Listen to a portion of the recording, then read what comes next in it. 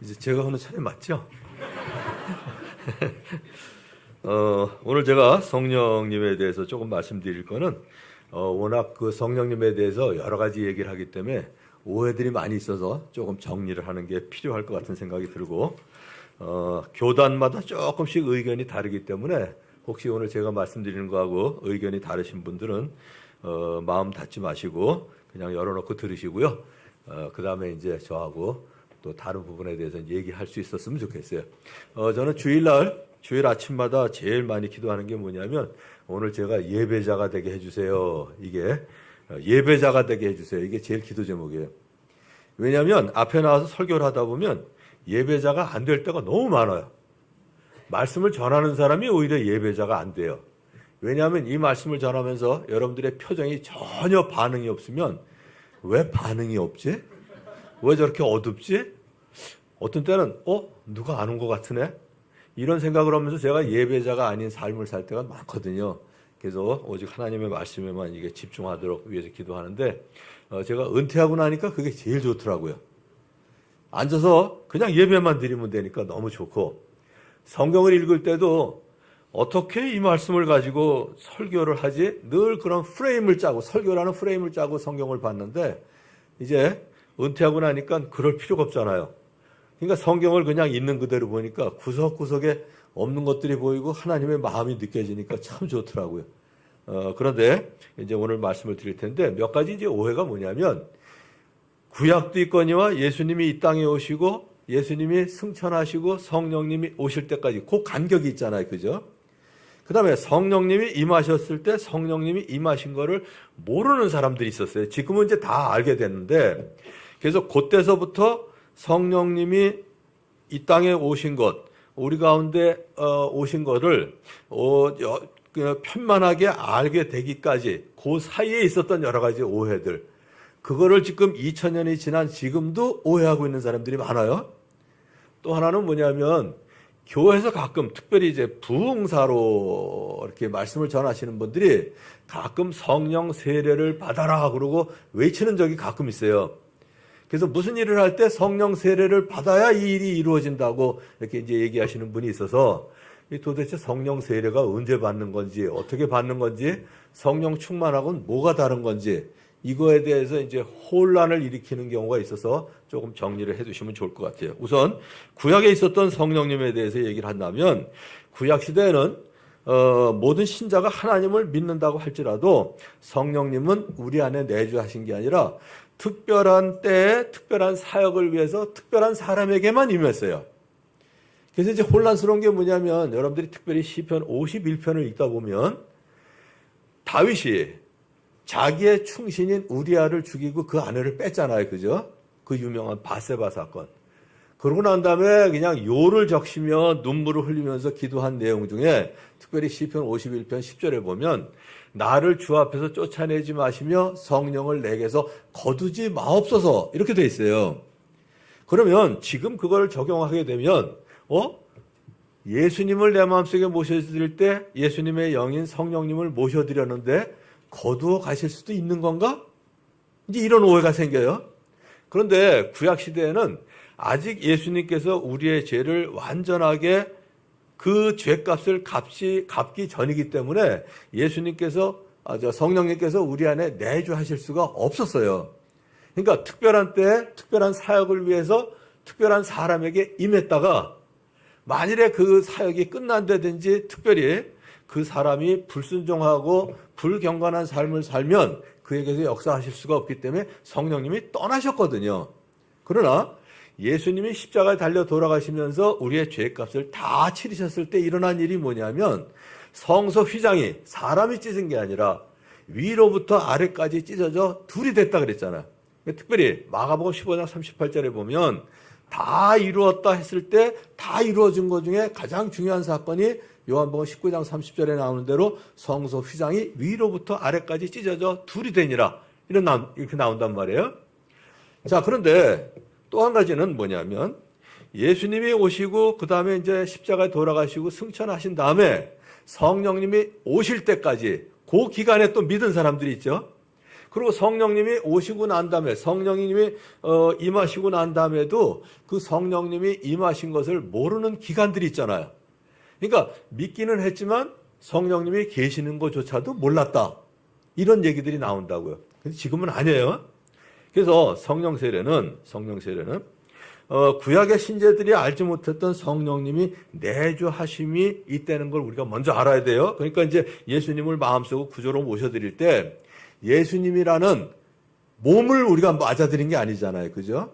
그러니까 예수님의 영이니까 성령님을 우리에게 맞아들인 거, 그게 성령 세례예요. 어디에도 성령 세례를 성령 충만하고 동일하게 얘기한 적이 없어요, 성경에는. 그러니까 성령 세례는 몇 번 받으면 돼요? 한 번 받으시면 돼요. 그죠? 그러니까 그 다음에 그게 뭐 잘못됐다기보다는 그 다음에 성령 세례를 받아라 이렇게 외칠 게 아니라 그 다음에 믿는 사람들에게 말씀을 전할 때는 성령 충만을 받으십시오. 이래야 되는 거예요. 이렇게 비유하면 제일 쉬워요. 저하고 저희 아내가 44년 전에 결혼했어요. 부부가 됐어요. 결혼식 몇 번 해야 돼요? 한 번만 하면 돼요.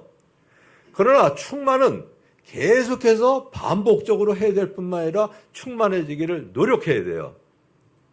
자, 이게 적용 부분에서 얘기해야 될 건데 우선 쉽게 하기 위해서 미리 좀 얘기를 하자면 며칠 전에 저희 아내가 뭘 좀 사갖고 왔으면 좋겠다. 그런데 제 마음속에 은근히 그런 마음이 있었어요.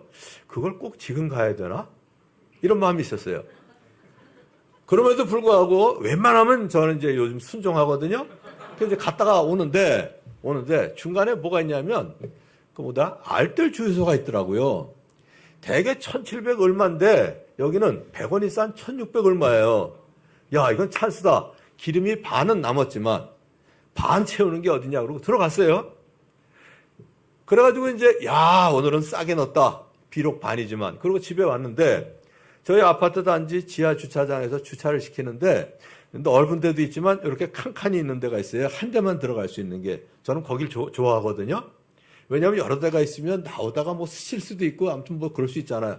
그 들어가는데 중간에 우지직 소리가 나요. 이상하다. 깨질 게 없는데. 그래서 내려서 바닥에 뭔가 플라스틱이 있었나 보다. 그러고 이제 내려가 봤다고요. 근데 없어. 자세히 보니까 기름통 이 뚜껑 말고 덮개 있죠. 이게 열려 있었던 거야. 그러다가 뒤로 가면서 이게 기둥에 닿으니까 이게 부러져 버려서 덜렁덜렁 하는 거예요. 이게 마침 이제 기름통 뚜껑하고 이 덮개하고는 끈이 연결되어 있기 때문에 덜렁덜렁 하는 거예요. 순간 제가 무슨 생각이 났을까요? 아이씨, 거기는 왜 가자고 그래가지고. 창세기 3장에 보면 범죄할 때 뭐가 나오냐면 자기가 잘못했다 이게 아니고 당신이 만들어준 그 여자 때문에 내가 그걸 먹을 수밖에 없었다 이러잖아요. 자, 그 다음에 창세기 4장에도 보면 가인과 아벨이 제사를 드렸을 때 아벨의 제사는 받아들여졌고 가인의 제사가 안 받아들여졌어요. 여러분들이 만일에 가인이라면 어때야 돼요? 무슨 생각을 해야 돼요? 왜 내 제사는 안 받아들이셨을까? 제사 제물이 잘못됐을까? 제사 드리는 태도가 잘못됐을까? 그거 생각해야 되지 않아요? 근데 뭐라고 그랬어요? 왜 내 거는 안 받아들이고 저 자식 것만 받아들이는 거야? 그래서 결국 아벨을 끌어내다가 들판에서 때려 죽여요. 아벨이 뭐 잘못했어요? 아벨이 형의 제사 드리는 걸 방해한 적도 없고 제물을 훔친 적도 없고 바꿔치기 한 적도 없어요. 전부 자기 가인의 책임인데 가인은 지 잘못은 한 번도 얘기 안 하고 아벨 탓만 한다고. 그게 내 심정이에요? 자, 이럴 때 그대로 내뱉으면 이게 성령 충만하지 않은 거예요. 순간적으로 그 생각이 났어요. 그래서 그 생각이 난 건 어쩔 수가 없어요. 왜냐하면 인간이 죄인이라. 그래서 성경에도 그랬잖아요. 분을 내어도 죄를 짓지 말며. 분이 나는 건 어쩔 수가 없어요. 분이 나는 건 여러분들이 그냥 자책할 필요도 없고 뭐 회개할 필요도 없고 내가 인간이네. 그냥 이러면 돼요. 근데 그 다음에 뭐가 문제예요? 분을 내어도 죄를 짓지 말며. 죄는 내가 안 지어야 되죠. 자, 제비가 내 위를 날아가는 건 내가 어쩔 수가 없어요. 그거를. 위에다 뭐 금을 칠 수가 없잖아. 그러나 그 제비가 내 머리 위에다가 둥지를 짓는다면 흙을 갖다 쌓고 그거는 막아야죠. 그래서 그런 것처럼 분을 내어도 죄를 짓지 말며 그 다음에 또 뭐가 있냐면 해가 지도록 분을 품지 말고. 그래서 해는 이미 졌지만 대개 해가 진 다음에 부부 사이가 문제가 생겨요. 그죠? 왜냐하면 해가 져야 퇴근하고 오니까 직장에 있을 때 문제 안 생겨요. 거기서 이제 해가 지도록 분을 품지 말고 그럴 때는 하루가 가기 전에 이걸 풀어라 이 얘기구나. 그래서 아직 44년 동안 풀지 않고 잔 적은 없어요. 왜냐하면 말씀에 순종해야 되니까. 제일 늦게 한 게 새벽 2시에 풀고 잔 적은 있어요. 그런데 그날도 마찬가지로 이걸 안 닫았네. 그래서 이제 죄를 짓지 않고 괜히 거기 가자고 그래가지고 그러면 이제 거기서부터는 죄가 돼요. 그죠? 거기서부터 죄가 돼. 그래서 그 마음을 딱 억누르고 그게 왜 열렸지? 내가 그걸 열고 온 적이 없는데 어떻게 하다 열렸는지 모르겠어요. 앞에 작동을 하다가 그게 이제 잠깐 눌려가지고 그게 열렸는지. 그 다음에 이제 어떻게 하냐면 이걸 내가 이렇게 그 드릴로 양쪽을 뚫어서 딱 연결하려다가 언젠가는 팔든지 언젠가는 누굴 줄 건데 그렇게 고친 채로 줄 수는 없지. 그러고서 이제 결국은 공장에 갖다 맡겼더니 까다롭긴 까다로운 거예요. 15만 2,400원이 나오더라고. 기름 몇 푼 알끼려다가. 근데 만일에 내가 또 그렇다고 치자고요. 내가 뭐라 그러냐면 괜히 거긴 가자고 그래가지고 그러면 이제 저희 아내가 미안해요. 다음엔 조심할게요. 이러면 좋은데 대개는 안 그러죠. 자기가 부러뜨려 놓고 나한테 신경쓰냐고. 늘 말씀드린 것처럼 이제 다음번에 말씀드릴 건데 저하고 저희 아내가 같이 살아도 사실은 둘이 사는 게 아니라 넷이 살아요. 넷이. 어떻게 4명이에요? 애들이 가까이 있기 때문에? 아니에요. 성숙한 내가 있고 유치한 내가 있어요. 성숙한 저희 아내가 있고 유치한 아내가 있잖아요. 넷이 같이 살아요. 그러니까 거긴 왜 가자고 그래가지고 갑자기 내가 성령 충만하지 아니하고 유치해지면 성령 충만한 사람들이 살 때는 서로 사랑하고 돕고 이해하고 천국이에요. 근데 내가 유치해지면 성숙한 아내를 보고 제가 갑자기 성숙해지는 게 아니라 유치한 저를 보고 저의 아내가 갑자기 유치해져요. 그래서 하나가 유치해졌을 때는 즉각적인 충돌은 없지만 하나가 유치해지면 이쪽도 같이 유치해지기 때문에 이제 유치한 나하고 유치한 배우자가 만나면 꼭 배우자가 아니더라도 만나면 그때부터는 사단의 종이 되는 거예요.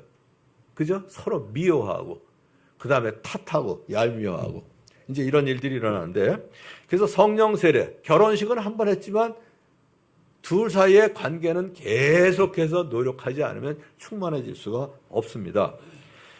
그래서 첫 번째 이제 우리가 분명히 봐야 될 게 뭐냐면, 자, 이제부터 말씀으로 들어갈게요. 자, 첫 번째, 성령 충만을 받기 위해서 첫 번째 해야 될 관문이 뭘까요? 성령 세례를 받아야 돼요. 그죠? 성령 세례를 받고 성령님이 내 마음속에 들어오셔야 성령님께 충만할 수가 있죠. 그러니까 예수님을 마음속에 모셔드려야, 즉 예수님의 영이신 성령님을 내 마음속에 받아들여야 자, 내 PPT 46번.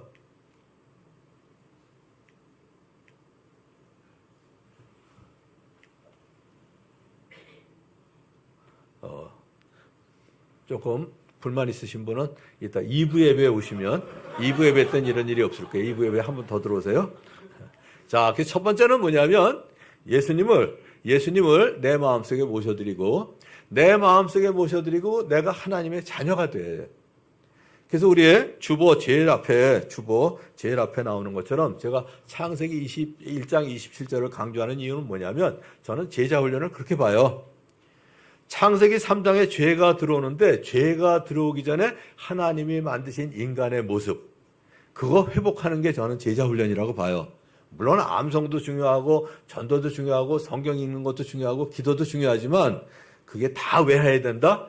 죄가 들어오기 전에 하나님이 만드신 인간의 모습을 회복하는 게 저는 제자 훈련이라고 보거든요. 그 중에 첫 번째가 뭐냐면 이거야. 같이 읽어볼게요. 하나님이 당신의 형상대로 사람을 창조하셨으니 곧 하나님의 형상대로 사람을 창조하셨다. 이 얘기 여러 번 들으시지만 처음 들으시는 분을 위해서 한 번만 더 반복을 하자면 저 정말 내성적이었고 소극적이었고 중고등학교 같은 남자 중고등학교를 다니는데도 불구하고 6년 동안 저는 옆반 교실을 열어본 적이 없어요. 남의 집 같아서. 또 졸업하고 키가 이만큼 컸는데 그래도 고등학교 졸업하고 나서 키가 컸는데 고등학교 때까지 늘 1학년 1반 1번 제일 큰 게 3학년 4반 4번으로 졸업했거든요. 그러니까 제일 앞줄에 앉았는데 저는 우리 교실 뒤를 못 갔어요. 거기는 크신 분들만 계신 것 같아서. 그러니까 제 별명이 집에선 쎄님이었고 학교에선 말 한마디를 안 해가지고 복덕방 영감이었어요. 거기다가 우리 집은 아무튼 뭐 바닥치고 가난해졌죠. 뭐 왜소하죠. 거기다 아주 내성적이죠. 조바심이 많죠. 그러다가 20살 때 예수님을 믿었는데 이 말씀을 보는 순간 여러분도 늘 성경 볼 때 그랬으면 좋겠어요. 하나님이 당신의 형상대로 사람을 창조하셨다 그럴 때 사람 속에 이경준이가 들어가요, 안 들어가요? 이게 사람을 창조한 거고 경준이를 창조한 거하고 감이 달라요. 하나님이 세상을 이처럼 사랑하신 거하고 하나님이 경준이를 사랑하신 거하고는 감이 달라요. 하나님이 나를 얼마나 사랑하셨는지 그거에 대한 사람에 대한 사랑을 확증하신 거하고 경준이에 대한 사랑을 확증하신 게 너무 다르거든요. 자, 여러분들이 한번 사람 속에다가 2번 나오죠. 여러분 이름을 넣어서 한번 읽어보시는 거예요. 하나님이 당신의 형상대로 경준이를 창조하셨으니 곧 하나님의 형상대로 경준이를 창조하셨다. 또 자기 이름 안 넣고 경준이라고 그러는 사람 없죠? 자기 이름에. 자, 요 다음 건 이제 다음에 할 거니까 쭉 넘어가기로 하고, 그래서 제가 첫 번째 강조하는 게 뭐냐면 건강한 자아상이에요. 자, 우리 진영재님한테 물어봐야지 오늘. 자, 앞에서 사회를 봤으니까, 인도했으니까. 지금 자아상 점수가 100점 만점이면 몇 점쯤 돼요? 지금? 85점. 자, 그래도 비교적 높은 편이죠? 저 주워 맞을 소리예요. 누가 창조하셨다고요? 그럼 누구 작품이에요? 여기 스크린만한 하나님의 작품이 있는데 이게 100점 만점이면 몇 점쯤 될까요? 그럼 여러분 몇 점이라고 그래야 돼요? 100점이에요. 하나님 작품을 보고 85점. 하나님 기분이 어떠실까요? 제 좀 보게. 그죠? 우리의 경제 형편이 어떻든 내 외모가 어떻든 내 요번에 성적이 어떻든 요번에 대학 진학을 어디 했든지 어쨌든 나는 하나님의 작품이에요. 그럼 내 자아상 점수가 몇 점이어야 돼요? 100점이에요, 이거는. 의지적으로 100점이어야 돼요. 그죠? 종경제가 기숙사 시험 계속 안 돼도 몇 점이에요? 100점이에요, 100점. 아파트 당첨이 안 돼도 나는 100점. 100점이에요, 100점. 이걸로 시작하지 않으면 크리스찬 삶은 정상적으로 될 수가 없어요. 물론 내가 영원한 생명을 얻고 하나님의 자녀가 되고 천국 시민이 되고 기도할 수 있는 특권도 얻고 영원한 생명을 얻었지만 이게 더 중요하지만 그러나 내 삶 속에 저에게 변화를 제일 많이 가져온 거는 어쩌면 이 말씀이에요. 난 하나님의 작품이에요. 저도 술을 어지간히 먹었거든요. 전 초등학교 6학년 때부터 먹었어요, 술을. 왜냐하면 우리 집에 저희 아버지가 4남 3녀 중에 장남이세요. 제가 처음 예수님 믿었기 때문에 우리 집안은 완전히 불교에다가 뭐 아무튼 제사 지내는 문화라 1년에 10번 이상 제사드리죠. 구정 때 모이죠. 추석 때 모이죠.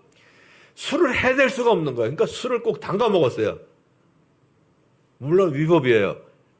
그런데 술을 담그고 나면 꼭 찌꺼미가 남잖아. 자, 우리나라에 아파트가 들어온 게 1970년이에요.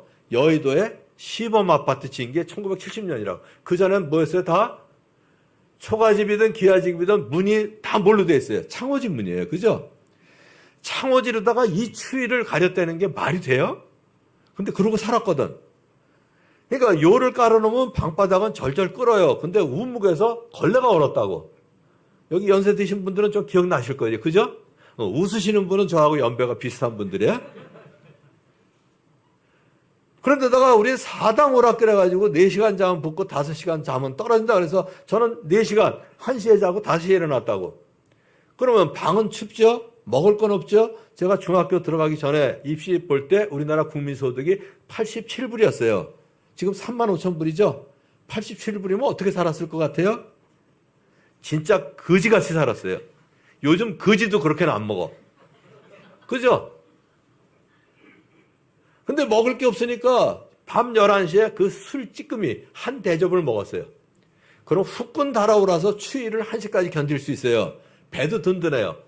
그러니까 중학교 들어가려니까 초등학교 6학년 먹었죠? 고등학교 들어가야 되니까 중학교 1, 2, 3학년 먹었죠? 대학교 들어가니까 고 1, 2, 3 먹었죠? 7년 먹었다고. 대학교 들어가서 신입생 환영회 때 소주 2병을 먹었는데 아무 기별이 없더라고요. 근데 제가 어떻게 술 끊은지 아세요? 간단해요. 내가 누구 작품이에요? 하나님의 작품에 술 부면 돼요? 안 돼요? 안 돼요. 하나님 작품에서 연기 나오면 돼요? 안 돼요? 이게 간증이 안 좋다 이래 가지고 안 먹기 시작하면 간증을 볼 만한 아무도 없을 때 먹게 돼 있어요. 혼자. 그죠? 보는 사람 없잖아. 집에서 먹는 사람들이 위험해요. 알코올 중독자들이 같이 먹는 사람이 아니라 혼자 홀짝홀짝 먹는 사람들이 꼭 알코올 중독된다고 이게. 그런데 하나님은 어디나 계시잖아. 내가 하나님의 작품인 거는 어디에서나 이거는 뭐 변할 수 없는 원칙이잖아요. 하나님 작품에 술을 볼 수가 있어요? 그래서 안 먹어요. 그리고 또 하나, 그래서 여기서부터 시작해야 돼요. 일단 우리 속에 예수님을 받아들이고, 즉 성령님을 받아들여야 그때서부터, 아니 저하고 저희 아내도 마찬가지예요. 일단 결혼을 해야 부부로서의 좋은 관계를 유지하는 거지. 결혼도 안 했는데 좋은 관계, 그거는 애인 관계지 친구 관계지 부부 관계는 아니에요. 그죠? 자, 또 하나 이제 오해하지 말아야 될 게 뭐냐면, 저희 아내하고 저하고 늘 관계가 좋다가 가끔 안 좋을까요? 늘 안 좋다가 가끔 좋을까요? 그냥 보시기에. 아, 왜 웃으세요? 공기팔 목사님 사모님한테, 편미경 사모님한테 물어. 안 좋은 날이 없습니다. 오, 내가 이렇게 이중인격적으로 살았구나. 아, 우리 공기팔 형제님은 내가 아주 재밌는 게 있어요. 어느 날 보니까 차가 0982가 있더라고. 이 0982가 누구 거야? 그랬더니 공기팔이 거래. 어떻게 차 번호를 저렇게 잘 지었나 모르겠네. 가서 물어봤더니 본인도 몰라. 내가 처음 본 것 같아. 그런데 저희 아내하고 저하고 관계가 좋은데 매일 이벤트 하냐고요. 매일 제가 선물 사다 주고 매일 발 씻겨주고 매일 끌어안을까요? 아니에요. 왜 거긴 가자고 그래가지고 이런 얘기를 하려다가 기분 나쁠까봐 아, 그건 내가 어떻게 다 안 닫았지? 이게 관계 좋은 거 아니에요? 그러면 성령 충만도 마찬가지예요. 성령 충만도 늘 좋다가 가끔 안 좋아야지. 늘 안 좋다가 좋으면 안 되잖아요. 근데 내가 이 얘기를 하기 전에 여러분들에게 오늘 성령 충만하세요 그러면 아마 반 이상은 아니라고 그럴 거예요. 왜? 하도 버릇을 그렇게 들여놓은 거예요, 교회에서. 부흥회를 하고 콧물, 눈물 흘리고 회개하고 막 그러면 성령 충만한 것 같은데, 딴 때는 평범하잖아요. 근데 여러분들 평범할 때 이게 하나님의 뜻일까? 이러면 하나님이 기뻐하시지 않을 텐데, 이러고 살아요? 그냥 개판으로 살아요? 그냥 살아요? 아무 생각 없이? 아니잖아요. 아, 이거는 크리스찬으로서 올바른 태도 아닌데? 이러면서 살잖아요. 이러면 성령 충만 아니에요? 근데 일반적으로 물어보면 겸손해서 그런지 마치 성령 충만 안 하다가 1년에 몇 번 가끔 부흥회 하면 충만한 것처럼 느낀다고. 그죠? 이거부터 바꿔야 돼요. 그래서 자, 이제 오늘 말씀 보기 시작할게요. 말씀을 보면 자, 요거 하나만 더 보여주고 이게 고양이와 나비라는 우은보 김기창의 그림이에요. 대단히 유명하신 분이에요. 청주에 가면 우은보의 집 그래가지고 큰 저택이 있을 정도로 유명하신 분이에요. 이거 얼마쯤 될 것 같아요? 몇십억 가요.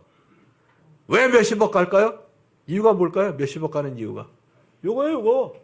갑진년에 우은보 김기창 씨가 그렸다고 낙관이 찍혀서 그래요. 그래서 우리가 믿어야 될 건 뭐냐면, 근데 우리는 누구의 낙관이 찍힌 작품이에요? 하나님의 낙관이 찍혔잖아요. 예수님이 내 죄값을 치르셨으니까 예수님의 낙관이 찍혀 있고, 에베소서 4장 30절에 보면 구속의 날까지 성령께서 인치셨다 그랬어요. 인치셨다. 그래서 하나님의 성령을 근심하게 하지 말라 그랬거든. 자, 그러면 그 낙관이 찍혔으면 얼마짜리예요, 우리가? 100점짜리예요. 100점짜리. 이걸 분명히 하고 넘어갔으면 좋겠어요. 자, 그래서 이제 그 다음에 이제 같이 한번 읽을게요. 오늘 본문. 그러므로 여러분은 어떻게 살아가야 할지를 살피십시오. 지혜롭지 못한 사람처럼 살지 말고 지혜로운 사람답게 살아야 합니다. 세월을 아끼십시오. 때가 악합니다. 그러므로 어리석은 되지 말고 주님의 뜻이 무엇인지를 깨달으십시오. 이게 성령 충만이에요. 그런데 우리는 어떻게 생각하냐면 외적으로 열정적인 모습을 보이거나 강렬한 체험을 했을 때 성령이 충만하다고 이해하는 경우가 많습니다.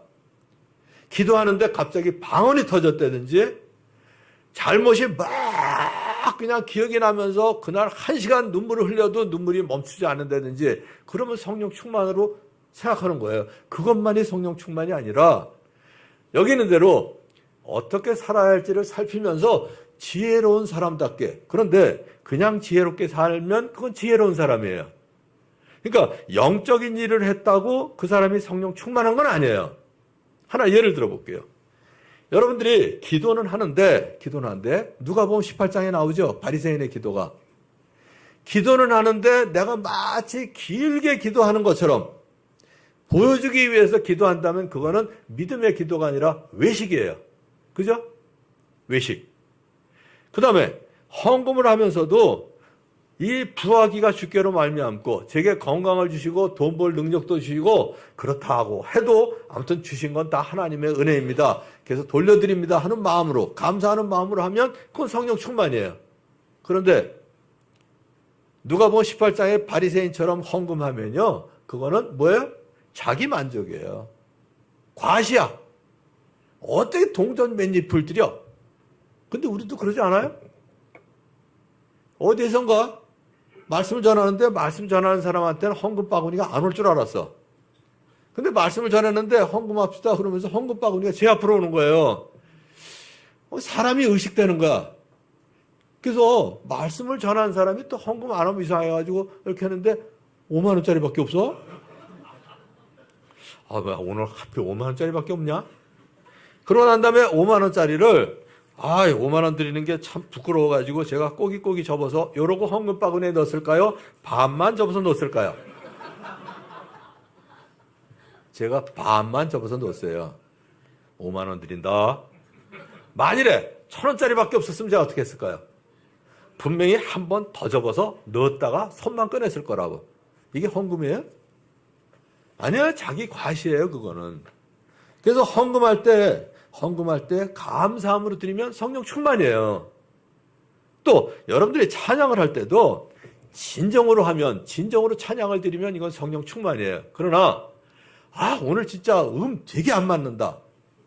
그런다든지 난 그래서 가끔 이게 찬양 특송하시는 분들이 이만큼 노출돼 가지고 나와서 찬양하시는 분 보면 은혜가 안 돼요.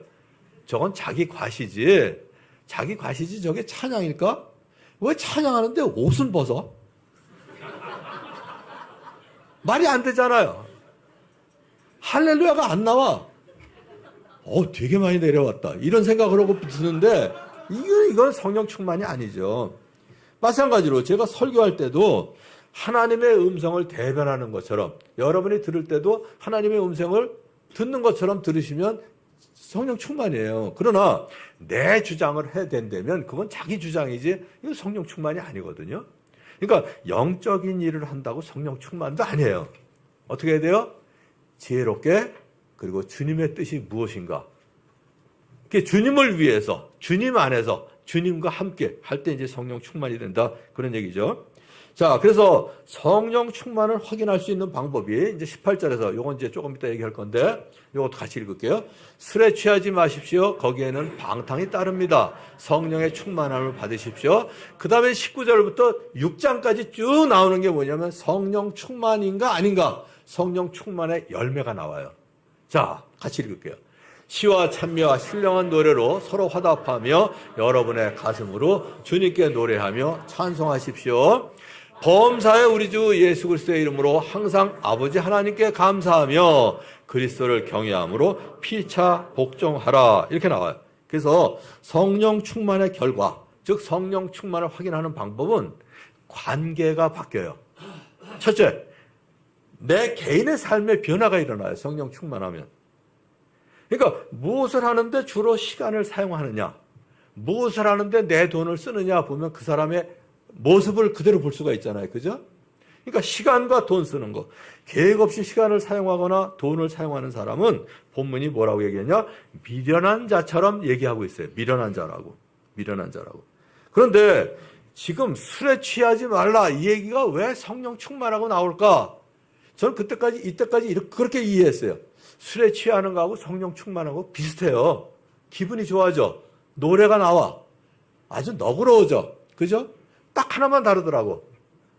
또 같은 게 있어요. 술에 취하면 또 취하고 싶어. 성령 취하면 또 취하고 싶어요. 그죠? 그런데 뭐가 다르냐면 뒤끝이 더러워. 성령 충만하면 뒤끝이 깨끗한데 그거 하나 다른가? 이렇게 생각했었는데 요번에 제가 말씀 준비하면서 바뀌었어요. 왜 제가 성령 충만했냐면 충만에 대해 설교를 하냐면 난 1월 첫 주부터 내가 설교하는 줄 알았어요. 그래서 2026년을 성령 충만한 가운데 보내십시오 하는 축복하는 뜻으로 이 말씀을 준비했거든. 그런데 술에 취하면 뭐가 안 돼요? 앞에 얘기한 이게 안 돼요. 지혜롭게 생각할 수가 없어요. 그죠? 취해보신 분은 알 거예요. 그 다음에 세월을 아끼십시오? 아니에요. 그냥 지나가. 그냥 지나가. 그래서 이제 술 취하지 말라고 그랬고, 그 다음에 나오는 게 뭐냐면, 첫째, 시와 찬미와 신령한 노래로 서로 화답하고 여러분의 가슴으로 주님께 노래하며. 그래서 우리가 성령 충만하면 내 개인적인 삶이 바뀌어요. 시간을 어디다 쓰느냐, 돈을 어디다 쓰느냐가 바뀌어요. 내가 요새 어떤 삶을 사냐, 여러분들의 시간 어디다 쓰나 한번 확인해 보세요. 장부를 보시면서 돈 어디다 썼나 그거 보시면 그대로 나와요. 자, 두 번째는 하나님과의 관계에 변화가 일어납니다. 첫째 뭐예요? 시를 읊어요. 찬미해요. 신령한 노래로 그리고 서로 화답하고 우리의 가슴으로 하나님께 찬양을 합니다. 그러니까 하나님 중심의 삶을 살게 돼요. 그 다음에 범사에 감사한다. 이건 뭐냐면 세상적인 가치관이 이제 하나님을 믿는 성경적인 가치관으로 바뀌어요. 보는 눈이 바뀌는 거예요. 보는 눈이. 그 다음에 이제 세 번째가 뭐냐면, 세 번째, 21절에 나오는 대로 대인관계에 변화가 일어납니다. 대인관계, 그 다음에 이제 이건 나중에 하나하나 할 건데, 첫 번째가 뭐냐면, 자녀들 얘기가 나오기 전에 부부 관계가 나오죠? 아내는 남편에게 복종합니다. 남편은 아내를 사랑하게 돼요. 그리고 자녀들은 부모에게 복종하게 되고, 부모님들은 주님의 교양과 훈계로 양육하게 되고, 그 다음에 직장에서 상사에게 공손하게 되고, 상사는 부하들을 사랑으로 대해야 되게도 섬기게 되고, 이런 이제 변화가 일어나요. 자, 그래서 이제 우리 마음에 성령 충만을 사모하는 마음이 있어야 되는데, 오늘 마지막으로 요 정도에서 끝날까 그러다가, 그러면 이제 석정희 목사님이 맞아, 그동안 진짜 길었어 이럴까봐 석정희 목사님보다 약간 길게 하려고 그래요. 그래야 석정희 목사님 빨리 오셨으면 좋겠다 이럴 것 같아서, 그래서 오늘 제가 한 가지 더 할 거예요.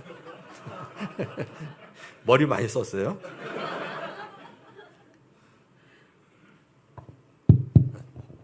자, 여기서부터는 양쪽 보지 마시고 가운데만 보시면서 하세요.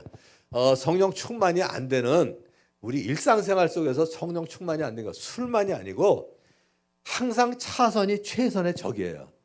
자, 그래서 이제 뭘 보여드리려고 그러냐면, 아까 얘기한 것처럼, 처음에 얘기한 것처럼 성령님이 여러 개가 있어서 많이 모아드리는 게 성령 충만이 아니고 성령님을 내 안에 모셔드려요. 그죠? 그리고 성령님이 내 삶을 얼만큼 지배하느냐, 점점 더 지배하는 게 이게 성령 충만이에요. 순종하는 삶. 양이 아니에요. 성령은 내가 순종하고 성령님이 지배하시도록 해드리는 게 성령 충만인데, 우리 삶 가운데 실수하기 쉬운 거 하나만 얘기할게요.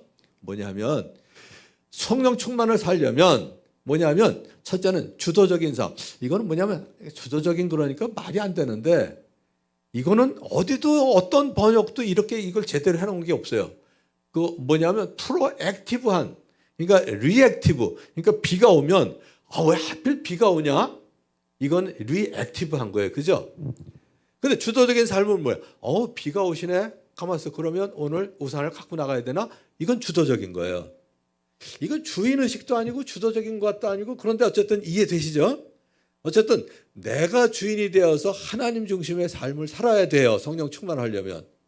그러니까 아까 얘기한 것처럼 그 연료 뚜껑이 떨어졌을 때 아씨 이러면 이거는 주도적인 게 아니에요. 리액티브야. 어차피 누굴 주든지 팔아야 될 건데 제대로 고치자. 그러면 어디 가서 하는 게 좋을까? 공장을 가는 게 낫겠다. 이게 주도적인 삶이에요. 두 번째는 목표 중심의 삶을 살아야 돼요. 무엇을 하나님이 원하시는가?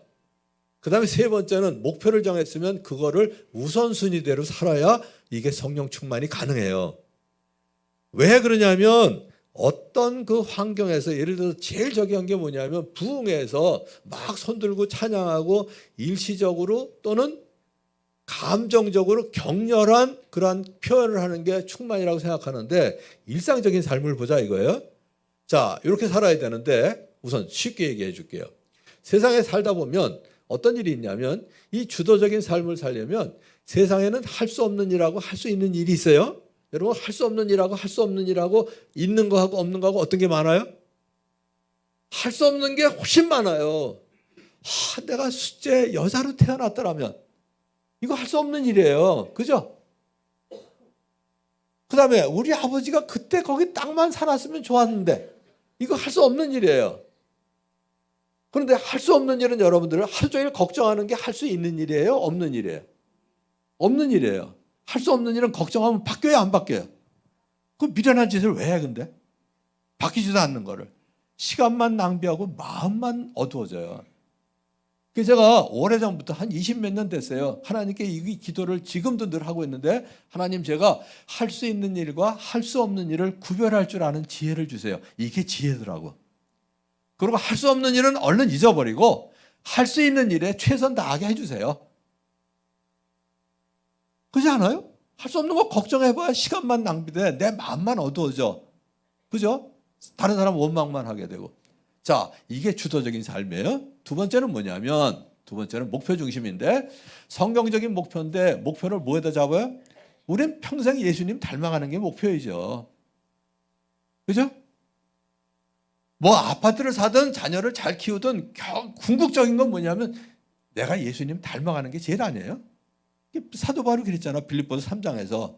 어쨌든 표대가 뭐예요? 예수님 닮아가는 거예요. 그럼 예수님 닮아가는 게 뭐냐? 누가복음 2장 52절에 보면 나와요. 같이. 예수는 그 지혜와 키가 자라가며 하나님과 사람에게 더 사랑스러워 가시더라. 자, 그림을 보여드릴게요. 자, 이거 휴대폰으로 자꾸 찍고 뭐 필기할 필요 없어요. 이따가 원하시는 분은 저한테 얘기하면 제가 전부 아무튼 보내드릴게요. 방송실에서 갖고 가도 되고, 뭐 그냥 휴대폰으로 찍어도 되고 마음대로 하세요. 자, 근데 네 가지예요. 지혜가 자란다 뭐예요? 지적인 성장이에요. 애들 공부 제대로 하는 거, 회사 다니시는 분들은 업무 능력, 이게 다 여기 포함돼요. 그 다음에 키가 자라면은 육체적인 성장이에요. 세 번째는 하나님의 더 사랑스러워하는 건 영적인 성숙이에요. 사람들에게 더 사랑스러워하는 거는 대인관계, 사회성 개발. 이거 네 가지만 하면 다 돼요. 저기에서 빠지는 거 있어요? 저기에 더 보태야 될 거 하나도 없어요. 저거 네 개면 다 돼. 네 개면 끝이에요. 여기다 맞추자고. 그래서 다시 이제 여러분들 기억하기 좋게 하자면 첫째 지혜가 자랐어요. 두 번째 키가 자라셨고 사람에게 사랑스러워 가셨고 하나님에게 사랑스러워 갔고 다시 요약하자면 정신적인 성숙, 육체적인 건강, 사회성 개발, 영적 성숙이에요. 여기다 목표를 잡자고요. 자, 이건 나중에 더 자세하게 얘기하고. 자, 그런데 이 세상에는 이렇게 중요한 일이 있는가 하면 어떤 건 긴급한 일이 있어요. 그러면 이 사사분면을 보면 저쪽은 중요하고 긴급한 일이죠. 이쪽은 중요하지도 않고 긴급하지도 않아요. 그죠? 저쪽은 중요하지는 않은데 긴급해. 이쪽은 중요하고 긴급해요. 이쪽은 중요하지만 긴급하지 않아요. 여러분의 일상생활 속에 계획 속에 자 1번 1상한, 2상한, 3상한, 4상한이 있는데 무엇으로 가득 차 있는지 뭐가 제일 많은지 손가락으로 표현하는 거예요. 1, 2, 3, 4 동시에 안 드는 사람 내 개인적으로 물어볼게요. 하나 둘 셋.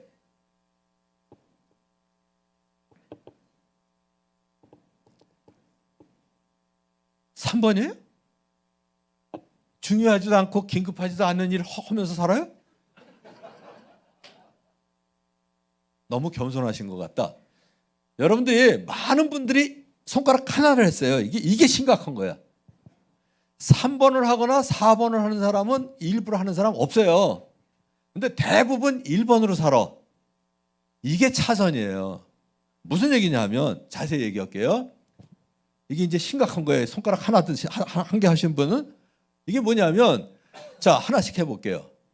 자 제일 시시한 것부터 게으른 사람이에요. 3번은. 근데 게으르지 않으신데 3번을 드셔서 겸손하셔서 그런 것 같아요. 이게 뭐냐면 TV를 너무 많이 보는 거. 어디에서 뭐 드라마 그랬다가 내가 혼났어요. 앞에 앉은 자매들이 중요해요 그러더라. 보는 거 중요해요 정서적으로.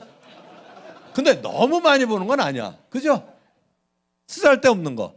끝없는 전화, 휴대폰, 거기서 셔츠 보고 이런 거. 그 다음에 뭐예요? 밤새도록 컴퓨터 게임하는 거. 근데 컴퓨터 게임이 전공인 사람은 해도 돼요. 길거리 배회하는 거, 시간 낭비하는 거. 그 다음에 긴급한데 중요하지 않은 게 있어요. 중요하지 않은 전화, 카톡. 카톡 그러면 중요한 것 같아요? 안 중요한 것 같아요? 중요한 것처럼 느껴져요. 카톡 그럼 얼른 봐야 되잖아. 에이 아니네. 그래서 저는 카톡 소리 일절 안 나게 해요. 그거에 내가 끌려다니면 안 되잖아. 쓸데없는 참견하는 사람 있어요. 주변들 눈치 많이 보는 사람. 그 다음에 마감 시간에 이렇게 그 마감 시간 전에 고지서에 돈 내는 거 별로 중요하지 않아요. 그냥 갖다 내면 되는 거야. 근데 끝까지 버티다가 은행 마감 시간 30분 전에 다시 생각이 나서 아 참 그러고 뛰어가야 돼. 중요하지도 않은데 긴급하죠? 애들도 그래요. 게임하느라고 몰두하다가 오줌이 마른데 끝까지 참았어. 그러다가 마지막에 갈 때 그거 지금 뭐 저 비뇨기과에 문제가 있는 애들 아니면 오줌 누는 거 별로 중요하지 않아요. 아무 때나 가서 누면 돼요. 근데 끝까지 참으면 어떻게 해? 나중에 팬티에 지리면서 가. 중요하지 않은데 긴급하잖아요. 그러니까 그거예요. 근데 자 이제 1번으로 가봅시다. 준비가 안 된 시험이 내일이야. 그러면 중요한데 긴급하죠. 근데 미리 준비했어. 긴급해야 안 해요?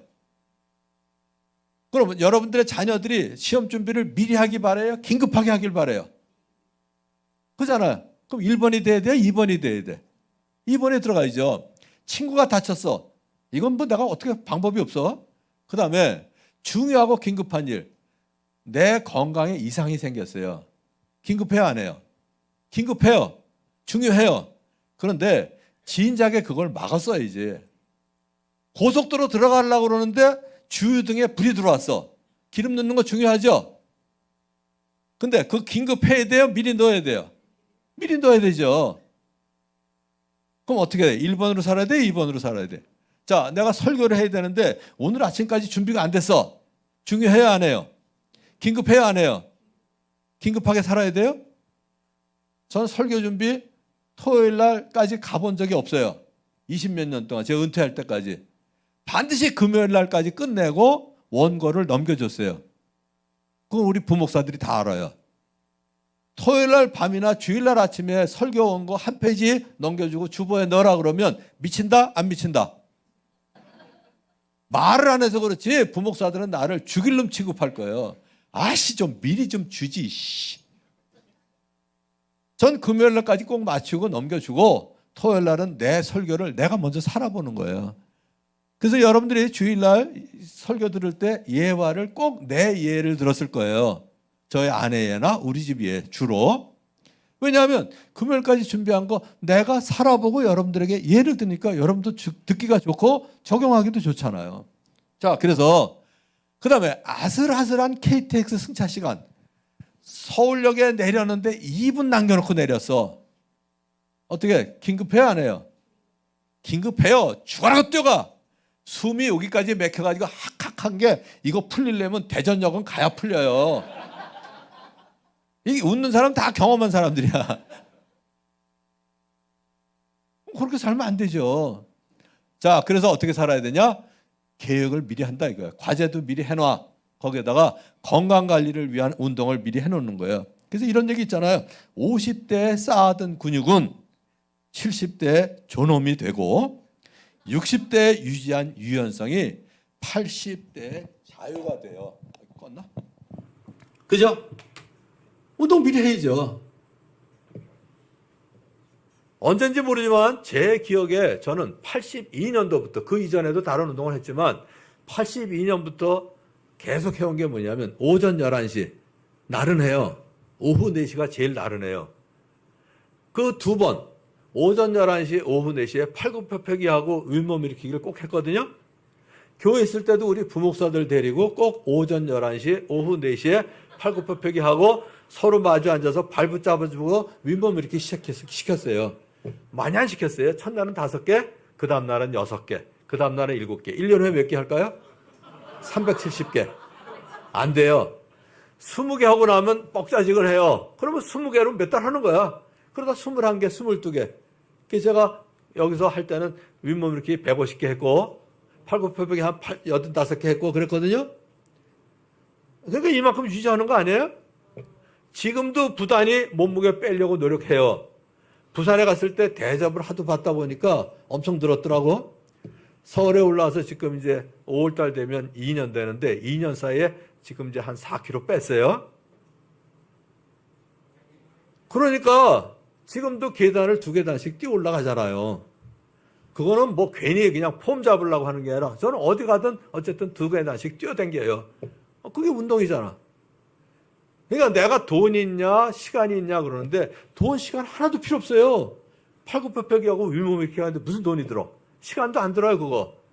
그리고 나른한 시간에 그것만 하면 하루가 경쾌해요. 그래서 한 가지 여러분들에게 말씀드릴 건 뭐냐면 1번처럼 살면 안 된다 이거예요. 성령 충만 안 해요. 하나 예해 드릴게요. 그것만 하고 이제 오늘은 끝낼게요. 이것만 해도 길어졌죠. 자, 저기 강남에서 결혼식이 있는데 강남까지 가는데 몇 분 걸릴까요? 내 차로 가면 1시간? 40분. 오케이. 2시에 결혼식이야. 그럼 40분 전에 제가 출발했어요. 무슨 일이 일어날까요? 중간에 신호등이 안 바뀌면 신호 되게 안 바뀌네. 신호 안 바뀌어요? 정확하게 기계적으로 바뀌게 돼 있어요. 몇 분 아니면 몇 초 만에 한 번씩. 중간에 또 누가 끼어들어. 이씨 저런 거는 나오질 마. 저기 그리고 남자들이 못된 버릇이죠. 저건 여자다 저건. 결국 끝까지 추월하면서 여자인 걸 확인해야 되잖아 또. 그러니까 그 은혜스럽게 가서 이제 결혼식 주례를 해야 될 사람이 이러니까 성질 내느라고 마음 잃어버리죠. 아무 생각도 못해. 제가 거의 2시간 전에 출발해요. 그냥 가서 신랑 신부한테 나 왔어 그러면 얼마나 편해 그 사람들도. 주례 선생님이 오셨으니까. 그러니까 가까운데 그 카페에 가든지 정 안 되면 저는 화장실 들어가서 뚜껑 닫고 그 위에 앉아 있으면 돼요. 그것처럼 집중 잘할 수 있는 시간이 없어요. 아무것도 볼 게 없잖아. 성경밖에. 그런데 그러고 가면 되는데 만일에 40분 남겨놓고 가면 저건 그냥 이러면서 마음 잃어버리지 다 그래요. 근데 2시간 남겨놓고 가면 첫째 시간을 벌어요. 그때 창의적인 생각이 무지하게 많이 떠올라. 그러니까 녹음으로 해놓든지 아니면 간단하게 단어만 써놓든지 그래서 나오는 글들이 많아요. 또 하나는 뭐야? 누가 끼어들래? 바쁜가 보다 끼어들어라. 그러고 가니까 마음 지키죠. 시간 벌죠. 성령 충만하게 살 수 있는데 딱 40분 남겨놓고 가면서 성령 충만 거의 불가능해요. 그게 대표적인 예예요. 1번으로 살면 성령 충만 안 해져요. 그래서 꼭 여러분들의 계획을 2번으로 하시고 성령 충만한 삶을 사시기를 우리 주님의 이름으로 축원합니다. 이제 평안한 마음으로 세상에 돌아가십시오. 선한 일에 용기를 가지시며 악을 악으로 갚지 마십시오. 항상 연약한 자를 도우시며 병든 자를 찾아보시며 곤란당하는 이웃을 위로하십시오. 모든 사람을 존경하시며 주님께 봉사하고 주님을 사랑하십시오. 모든 일을 믿음과 사랑으로 행하시며 어떤 일에도 소망을 포기하지 마십시오. 그리고 거룩하신 성령님께 순종하여 기쁨과 감사의 생활을 해나가십시오. 우리 하나님 아버지는 여러분을 항상 도와주실 것입니다. 아멘.